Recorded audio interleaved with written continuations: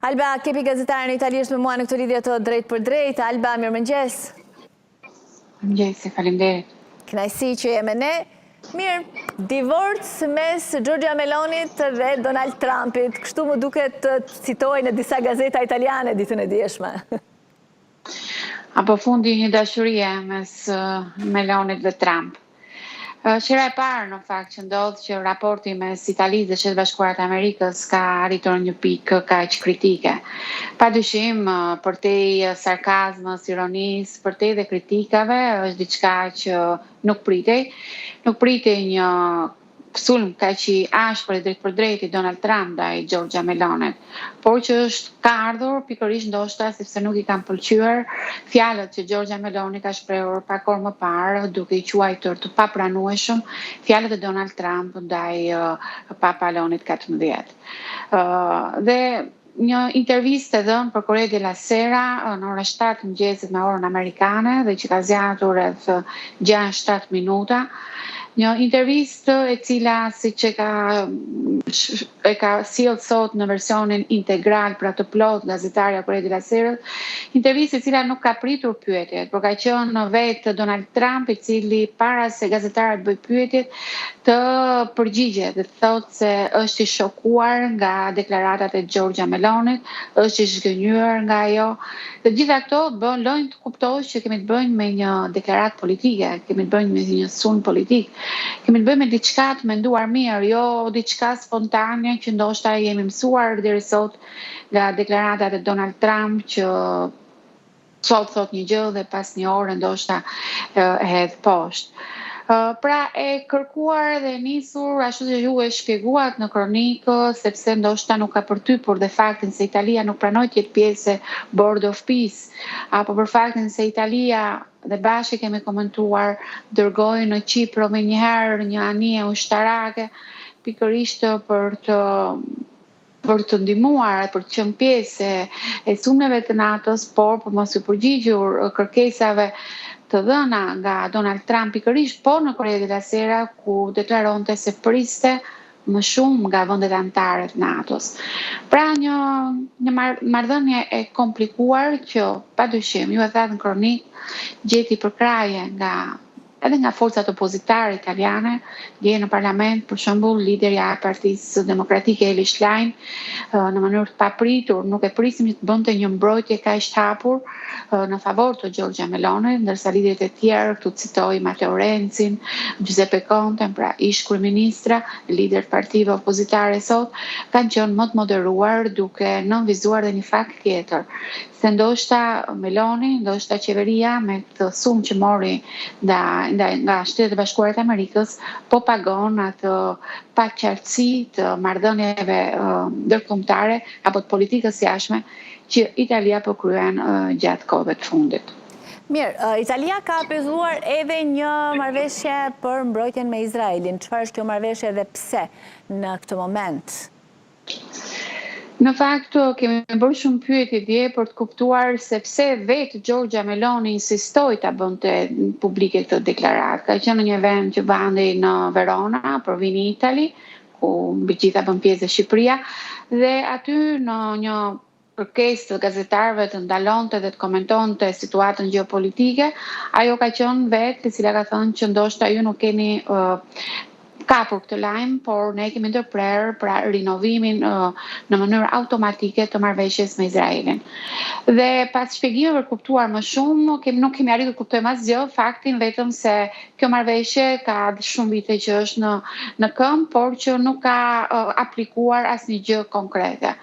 Dëshira e saj për ta komunikuar këtë fakt, ndoshta dhe për të dhënë një mesazh në gjeopolitikën botërore se ndoshta dhe Italia ka filluar të jetë më autonome në vendimet e saj. Dhe këtë e lidhe me autonome apo po kalkulojnë sondazhet të brendshme liderët europian, pra duke qenë se siç thonë dhe mediat italiane, pas humbjes së referendumit, Giorgia Meloni, Italia shkon në zgjedhje vitin e ardhshëm, mos gaboj, pra duke parë edhe një farë sensibilitetit të qytetarëve brenda, po kalkulojnë më shumë sondazhe se sa strategjia fatgjatë. Padyshim dhe kjo, Giorgia Meloni me rezultatin e referendumit të kuptoi se sa do t'jetë e përzgjedhura Donald Trump, sa do t'jetë mjaft e moderuar, si quajnë ajo vetë, në politikën e jashtme, kjo gjë nuk paguan. Pra kuptoi se edhe pse ka mbështetës të Donald Trump, të politikës amerikane këtu në Itali dhe votues të Fratelli d'Italia, Forza Italia, Lega e tjerë, kjo gjë nuk i ka sjellë rezultat dhe nuk është përkthyer në rezultat në votën e referendumit. Dhe kjo është analizuar shumë herë kapët edhe nga analistët italian se ndoshta ka kuptuar se dhe ky rrugtim nuk është se pasi mos harrojmë, pak orë para se të kryej referendumi, ishin rreth 93% e italianëve të cilët nuk pranonin politikën amerikane, sa i takon konflikteve të armatosur, sa i takon deklaratave si për shkatruar një botë, një kulturë, një civilizim, një popull e tjerë. Pra, në fundit, kur flitet për referendum dhe çështjet brendshme, politika jashtë është pothuajse e pa influencueshme në votën e italianëve. I bën hesapet dhe me 2027, kjo është padyshim e mos e drejtë. Do shta dhe duke para të çfarë ndodhi me Viktor Orban? Padyshim, megjithatë Giorgia Meloni ka qenë mjaft të qartë, asnjëherë nuk e ka mbështetur hapur politikën e Viktor Orban, ka qenë kisha ndërhyrjen amerikane, mbështetjen e fortë amerikane që i dha Orban, por që nuk u përkthye në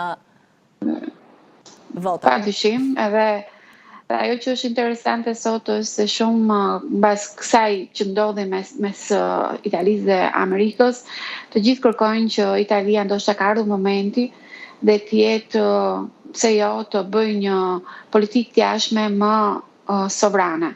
Ashtu që ka zgjedhur gjatë muajve të fundit të bëj Franca, të bëj Gjermania, të cilët padyshim janë pjesë e vendeve anëtare të Bashkimit Evropian, por kanë ngritur zërin sa herë që apo kanë qenë më autonom sa herë që është kërkuar të shprehen qartë një qëndrim të tyre.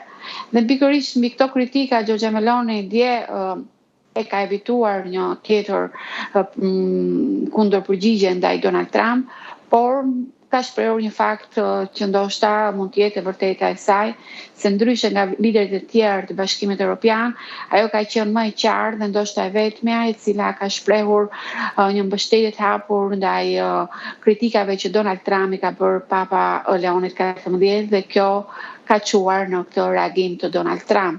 Ndërsa liderit e tjerë, thot ajo, janë shprehen apo shfaqen kaq autonom, kaq sovran, kaq të pavarur, kaq të kërkuese të fortë në politikat e tyre të brendshme që duhet të mbizotërojnë influencën e politikave europiane, kur flitet për një çështje të tilla, vetëm unë kam reaguar kaq hapur dhe kaq qartë, kurse të tjerët kanë heshtur dhe kjo ka bërë që të paguhet me këtë çmim.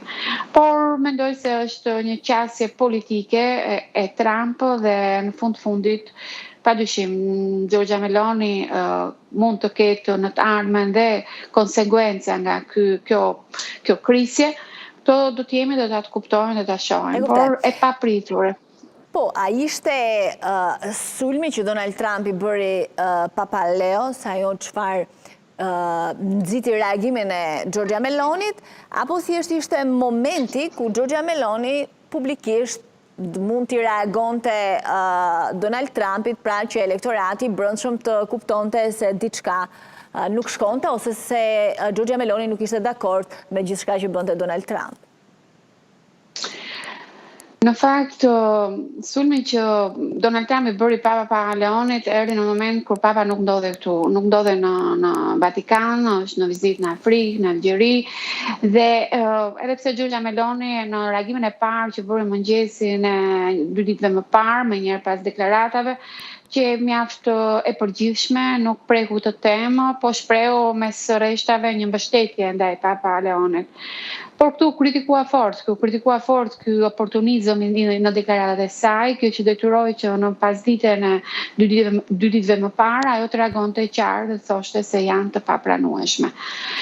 Mos harrojmë se Giorgia Meloni padyshim ka është përfaqësuese e një partie të djathtë ku besimi fetar, identiteti, agjeu, kombi janë flamur beteje. Dhe nëse nuk del me një deklaratë të qartë edhe në këtë akuzë apo këtë sulm të hapur që u bë papës, ajo ka një risk në votën e saj elektorale. Por një risk dhe mbështetje edhe për italianët për te kufive. Mos harrojmë se janë 18 milion italianë që jetojnë në Shtetet Bashkuara të Amerikës. Janë kombi 4 në numër, sa i takon racës së bardhë, të cilët janë pjesë e shoqërisë amerikane. Dhe janë edhe votues të diasporës në Itali. Dhe kjo deklaratë e tillë e Giorgia Melonit ishte më se e detyrueshme për të kryer. Ndoshta ajo kishte kuptuar dhe ka kuptuar se dhe humori italianëve apo përqimet e italianëve ndaj politikës amerikane gjatë javëve të fundit është gjithmonë më shumë negativ.